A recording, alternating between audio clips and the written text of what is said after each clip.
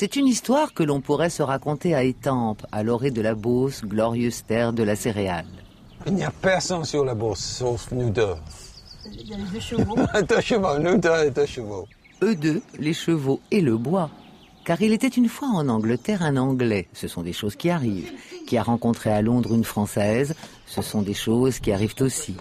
Passionné par le bois, il est devenu sculpteur, ce sont des choses qui arrivent encore, mais la façon dont cet Anglais, Julian Schwartz, sculpte le bois, arrive beaucoup moins souvent. Pour réaliser ceci, il aura fallu d'abord, allez, appelons ça une balade. Ça c'est quoi ? C'est des coins, c'est des coins en acier pour fissurer le tronc d'arbre.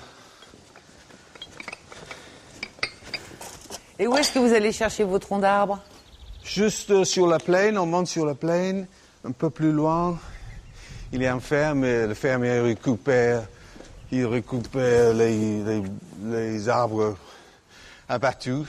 Ici, il y a beaucoup de forêts. Il y a les forêts qui vont vers Fontainebleau et les forêts qui descendent vers la Loire. Et dans une région comme ça, on peut récupérer les troncs d'arbres dans les scieries ou à droite à gauche. Qu'est-ce que vous faites, France, avec ce marteau ? C'est sa masse. Oui. C'est pour couper, c'est pour enfoncer les coins dans le tronc. Et vous l'aidez quelquefois ? Non, pas vraiment physiquement. Enfin, on peut tenir quelque chose, mais... Mais ça, c'est lourd, ça, déjà. Oui, non, puis il faut faire attention parce qu'il faut se tenir à l'écart parce que ça peut être dangereux quand même. Ah bon ? Ah oui, vous allez voir. Ce que nous allons voir, qui paraît simple, mais qui vient de loin. Je commence petit à petit. Bon, je marque un tracé avec le pointu pour que plus tard je peux enfoncer des autres. C'est pas une technique difficile, si vous voulez, mais moi je trouve ça intéressant. Peut-être les gens qui trouvent ça pénible. Moi j'aime ça. Pas seulement parce que on se décompresse, mais c'est fondamental, c'est agréable. Bon, je continue, parce que vraiment ces coins pointus sont mieux. Je dois avoir un commencement d'une fissure avant d'essayer avec les autres. Parce que je fais un peu comme dans le musée Carnavalet. Dans le Carnavalet, ils ont... Qu'est-ce que c'est, une perrugue, une pirogue? Quoi? Pirogue. Au Carnavalet, il y a une pirogue. Et c'est un peu ça. C'est la même technique. Sûrement, ils ont pris un arbre fraîche. Ils ont fissuré avec des coins en chêne, des coins en pierre. Ils ont fissuré l'arbre longitudinal. Et après, ils ont creusé cette pirogue canoë néolithique, et c'est un peu ça. Ce sont ces techniques qui vous fascinent ou que vous cherchez à retrouver ? Non, mais c'est intéressant de connaître ces techniques, c'est rassurant parce qu'on travaille correctement. On travaille correctement et aussi ça fait un rapport avec le passé. J'ai rien contre les technologies actuelles, mais j'ai beaucoup d'admiration pour les gens qui ont travaillé comme ça. Ça fait du bruit.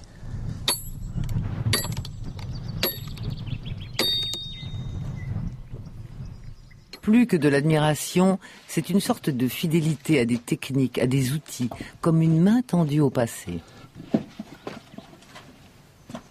Voilà, ça c'est une herminette. Ça, c'est une herminette néolithique. Et ergonomiquement, c'est merveilleux. Ça c'est actuel. Bon, c'est actuel, mais ça, c'est fait c'est après la dernière glaciation. Mais ergonomiquement, c'est juste incroyable. Ils avaient des choses comme ça et ils travaillaient comme ça, sûrement. En Angleterre, mon grand-père était charpentier. Mais j'ai beaucoup d'admiration pour les charpentiers. Mais aussi, non, j'adore les bateaux en bois. Parce que je fais ça, mais je me rends compte que ce que je fais il n'a rien à voir avec les charpentiers navals qui travaillent avec les herminettes sur les grosses poutres. C'était plus tard, ils avaient une résistance. Sûrement, ils avaient une espérance de vie très courte. Ils avaient les dos cassés. C'est un peu un hommage que vous leur rendez quelque part? Oui, c'est une continuation. C'est une continuation. J'aime le bois, mais aussi les autres matières, parce que le bois travaille avec l'acier. Et ça veut dire, j'aime le bois, bien sûr, mais l'acier est aussi très important, et ça, c'est un élément essentiel dans le travail. Mais oui, bien sûr, comme matière, le bois, c'est ce que j'ai choisi. Alors, c'est une passion qui est survenue chez vous à quel âge? Tout petit, vous adorez Oui, le bois? je pense, oui. Quand j'étais vraiment petit, il y a quelqu'un de Vienne qui m'envoyait des constructions. C'est pas un mécano, mais c'était comme une version de mécano en bois. J'avais peut-être 4 ans, 3 ans. À partir de 10 ans, je commençais à sculpter des blocs de bois, des chutes de chevron. Je sculptais des petits bateaux. J'avais un petit couteau et j'étais capable de l'aiguiser. Et j'ai eu des blessures, mais oui, toujours j'aimais le bois. Mais aussi, quand j'avais 11 ans, je suis allé dans une école à Londres. C'était plutôt pour les écoliers qui n'étaient pas académiques du tout. Et il y avait des grands ateliers. Et à 11 ans, j'ai eu la chance de travailler avec une forge. Et il y avait des ateliers pour le bois, mais les vrais ateliers avec des outils.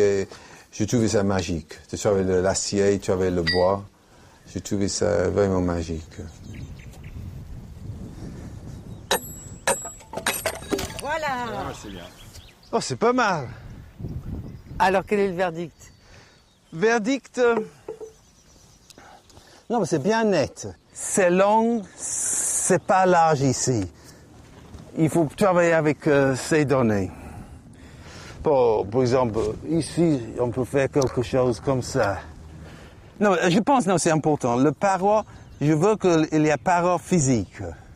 Physique comme une cuirasse.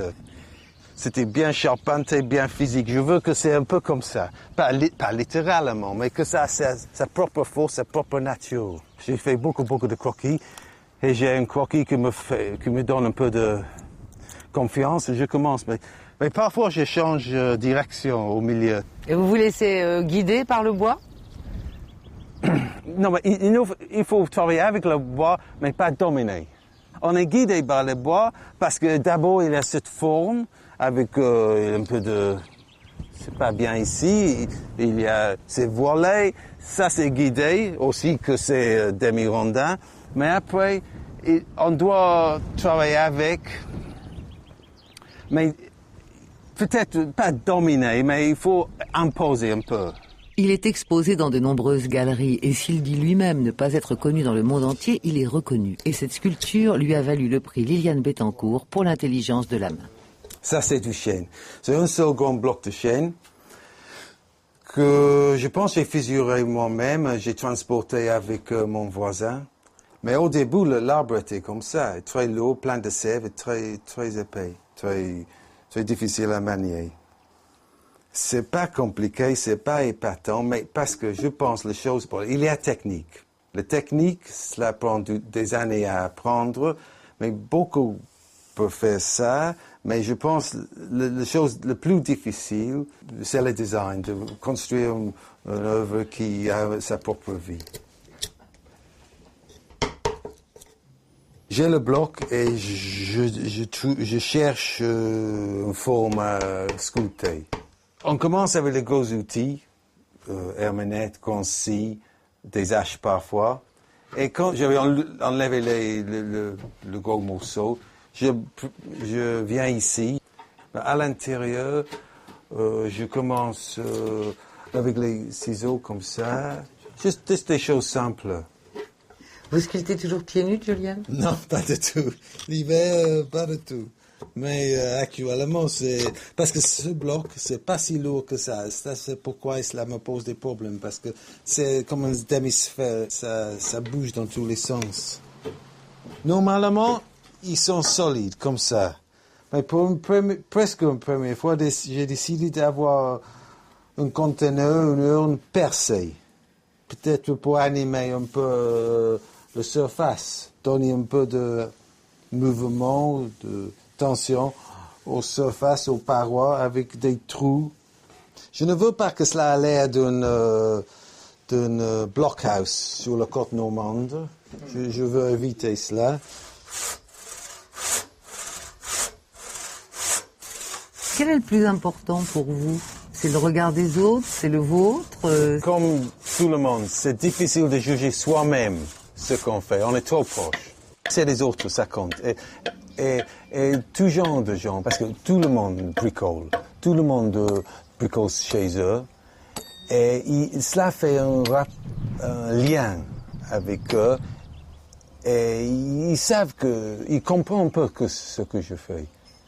Et ça, c'est agréable pour moi. Je pense pour un peintre qui souvent fait quelque chose qui, pour le voisin, est difficile à comprendre. Ça c'est un peintre doit avoir le sentiment d'être plus isolé que moi. Dans la mesure où vous avez une technique qui vous est très particulière, est-ce que vous pensez à transmettre ce savoir? Éventuellement, je n'ai pas envie que tous mes outils se trouvent dans une brocante, dispersés. Juste au terminus, je voulais bien rencontrer un jeune qui avait besoin de ces outils. Mais oui, transmettre, mais on ne veut pas imposer sur les jeunes. Ils ont leur propre vision. Ils ont une vision différente peut-être. Mais je vous dis bien que c'est bien qu'on voit quelqu'un qui est un peu différent. C'est bien de voir quelqu'un d'un peu différent, tout à fait d'accord, puisque c'est très exactement, Julian Schwartz, ce que nous venons de voir avec vous.